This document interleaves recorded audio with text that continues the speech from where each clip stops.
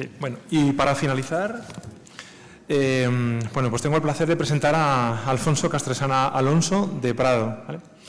Él es secretario de la Plataforma de Organizaciones de Pacientes POP, vicepresidente de Esclerosis Múltiple España, vicepresidente de la Asociación de Esclerosis Múltiple de Vizcaya, ADEMVI, y patrono y asesor de varias fundaciones que luego más adelante en la comunicación nos irá presentando. Argumenta que el paciente tiene que ser el sujeto o un sujeto activo y no pasivo de su enfermedad. La ponencia que nos va a compartir tiene como título La participación del paciente crónico en la asistencia que recibe, garantía de seguridad. Bueno, muchas gracias a esta jornada por darle voz al paciente. El paciente, recordemos que es antes que el profesional sanitario. Sin pacientes no existirían ni los médicos, ni las enfermeras, ni las curas, ni absolutamente nada. Esto no es el dilema del huevo y de la gallina, que fue antes. Antes fue el paciente. Bien, la organización a la que represento es la Plataforma de Organizaciones de Pacientes. Está creada hace 9 años y tiene como finalidad la defensa de los pacientes crónicos. Un viva Asturias por la dedicación que nos ha dado con ese estudio. Entonces, es una organización que, como veis en la pantalla, agrupa 35 organizaciones, tienen que ser de ámbito estatal. De ellas dependen 1.540 asociaciones, tenemos 915.000 asociados, 12.100 trabajadores y 66.000 voluntarios. ¿Por qué es muy importante la cronicidad en España? La cronicidad, yo diría que todos somos o seremos pacientes crónicos.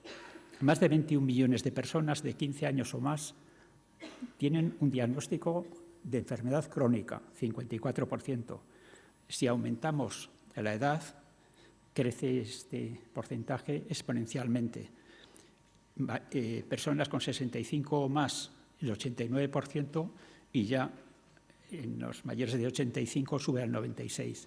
Pero es que además nos la encontramos también a nivel, digamos, infantil o de, digamos, la pequeña edad, 19%. Entonces, las enfermedades crónicas representan unos porcentajes importantes, lo mismo en consultas que en atención sanitaria y hospitalizaciones. 80% de las consultas de atención primaria, y deberíamos llegar a ello para atenderlos bien, 60% de hospitalizaciones y 80% del gasto sanitario. ¿Qué es lo que pretendemos? Evidentemente, humanizar y que el enfoque sea multidisciplinar. El paciente es el que padece y sufre, de ahí viene el nombre, paciente. Bueno, también es el que tiene paciencia para conseguir una cita y cuando está en la sala de espera para que le toque el turno. Pero es el que más sabe de su enfermedad. El médico es el que más sabe de curarle. Pero para poder curarle de la enfermedad lo que tiene que hacer es conocerle. Y ambos tienen que converger en el diagnóstico, conocimiento y en el tratamiento de la enfermedad. Deben comunicarse con una escucha mutua activa. La comunicación mejora la colaboración y el desarrollo de estrategias afectivas y efectivas adaptadas a las necesidades. ¿Y por qué he dicho afectivas? Pues porque tenemos que ir, digamos, a un médico que sea humanista, que nos hemos olvidado de ello, que toque y que escuche al paciente. ¿Cuál es el problema que tenemos con la participación del paciente en el tratamiento y en la asistencia que recibe? Pues los datos son escalofriantes. Solo el 10% de los pacientes lo hace. Nos hemos acostumbrado a que la medicina sea una ciencia misteriosa y que los médicos y los profesionales sanitarios sean o tengan un muy difícil acceso. Hoy lo que mandan son los análisis, las resonancias, los TAC, y han sustituido en gran medida los consejos para la salud del paciente, al acompañamiento en la enfermedad, que es lo que necesita el enfermo. Pero para ello hay que conocer al paciente, saber de su vida, no solo de su enfermedad. La relación paciente-médico o médico-paciente sigue siendo unidireccional. Y yo os preguntaría, ¿alguna vez fuera de la consulta y sin tener, digamos, concertada una conversación telefónica, el profesional sanitario llama al paciente para saber cómo está o cómo le ha ido, o cuando se ha curado, qué es de su vida, cómo la ha rehecho, o si sigue con una enfermedad crónica, cómo se ha arreglado, cómo se arregla?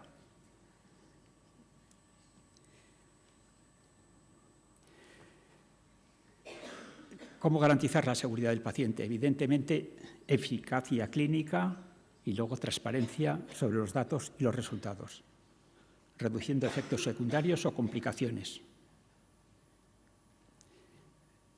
¿Y qué es lo que ocurre con el diagnóstico? Que es importante. Pues según los datos de nuestro observatorio, y es el sexto que hacemos, aunque nuestra vida sea, digamos, reciente, solo tenemos 9 años de actividad, pero el 41% recibe un primer diagnóstico erróneo y la averiguación de su enfermedad requiere muchas veces la intervención de 3 o 4 especialistas.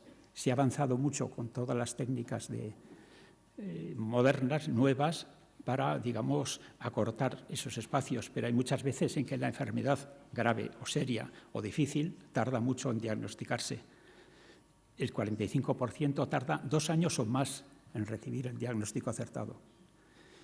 Y por ello no es fácil pedirle al paciente que participe en la atención que recibe, porque a medida que pasa el tiempo pierde la confianza, se desilusiona y se desentiende de su enfermedad.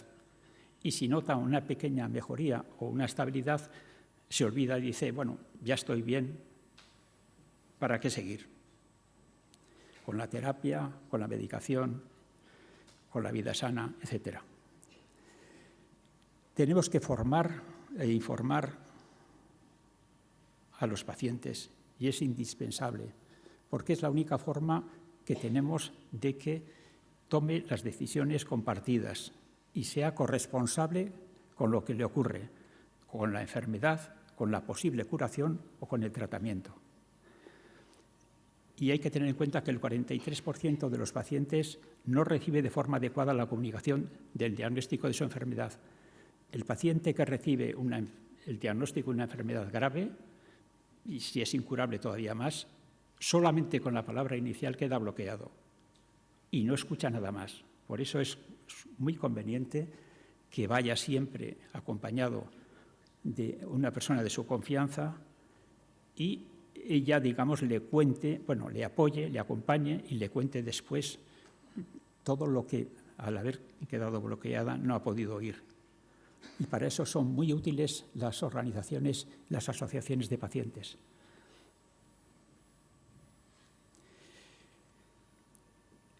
¿Qué le ocurre al Sistema Nacional de Sanidad? Que luego veremos, digamos, cuáles son sus evaluaciones por parte de los pacientes crónicos.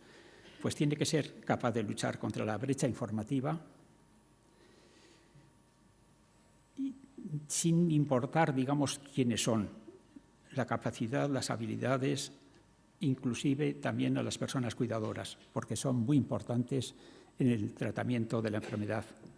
La desigualdad, no solo, digamos, bueno, informática, de medios, de edad, de formación, etcétera, agrava la discriminación y luego tenemos en nuestro país un sistema, digamos, entre comillas, perverso desde el punto de vista sanitario para la igualdad de los pacientes.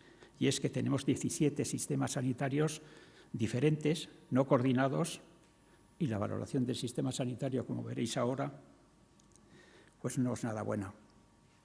Según los datos de nuestro último barómetro de ES crónicos, pues los pacientes suspenden la atención sanitaria con una nota del 4,9% sobre 10, perdón, nada de porcientos, sería bajísimo. Los pacientes suspenden el funcionamiento del Sistema Nacional Sanitario con un 4,5 sobre 10, pero lo peor es que cada 2 años baja un punto. Estamos en suspenso. Antes estábamos en un, digamos, aprobado notable.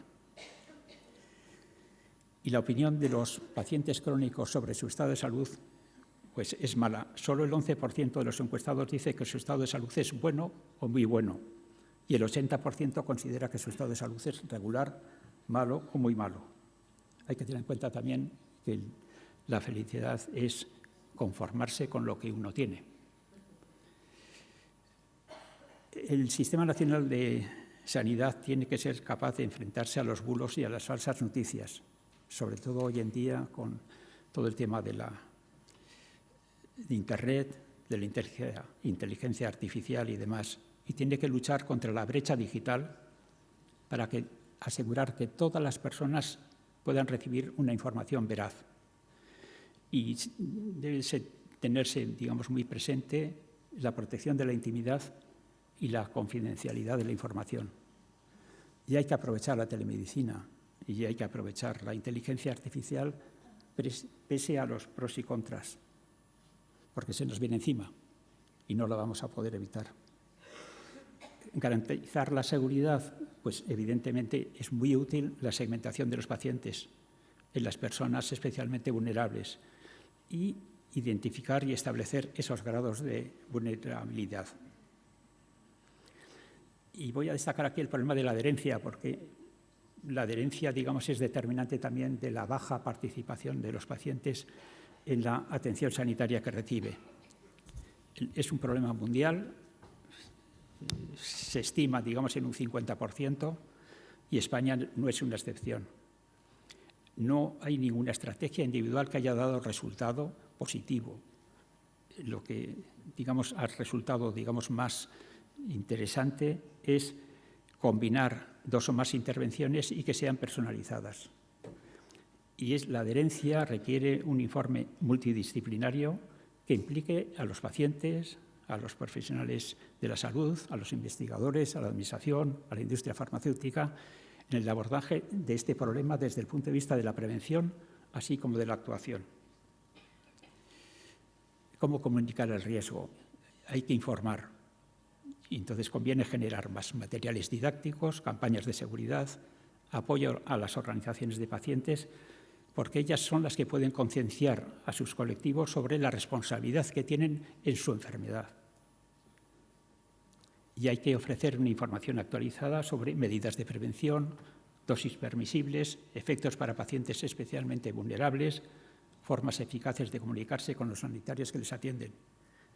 Y no tengamos que ir o acudir al prospecto médico de la medicación que se nos da, porque no hay quien lo entienda. Y termino. La participación de los pacientes ha de ser activa, y ello conlleva que los pacientes son protagonistas, que su voz es escuchada y que participan de forma activa en los hábitos y en los ámbitos que les afectan. El valor de un servicio hay que tenerlo en cuenta. En esta actividad y en todas, solo se puede establecer si se incorpora la perspectiva de quien lo recibe. Si aceptamos la perspectiva del valor, debemos incorporar la experiencia de los pacientes como un elemento clave. No debemos olvidar y perder el rumbo de que los pacientes son los beneficiarios finales.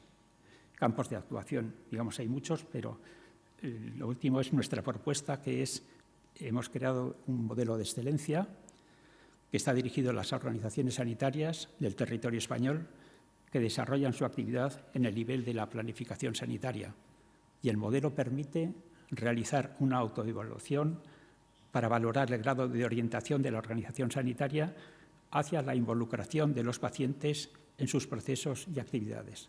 Muchas gracias.